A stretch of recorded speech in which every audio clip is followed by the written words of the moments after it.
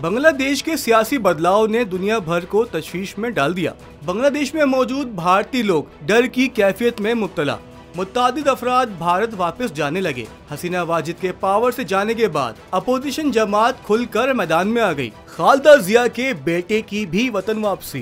बांग्लादेश में जारी बहरान के दरमियान आज एयर इंडिया का एक और तैयारा ढाका से 199 हिंदुस्तानियों को लेकर दिल्ली पहुंच गया। बांग्लादेश के मौजूदा हालात के पेश नजर एयर इंडिया ने फैसला किया है कि मजीद भारतीयों को वतन वापसी के लिए दिल्ली से ढाका के लिए परवाजें बढ़ाई जाएंगी। दूसरी जानिब जेल से रिहा की गयी बांग्लादेश की साबिक वजीर आजम खालिदा जिया के बेटे तारिक रहमान की भी आज वतन वापसी। तारिक रहमान कई सालों से लंदन में मुकीम थे और बांग्लादेश की मौजूदा सूरत हाल में उन्होंने वतन वापसी का फैसला किया।